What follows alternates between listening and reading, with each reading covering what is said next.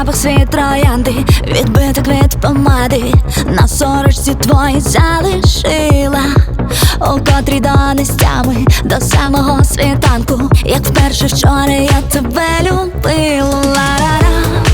Щоб ніхто нам не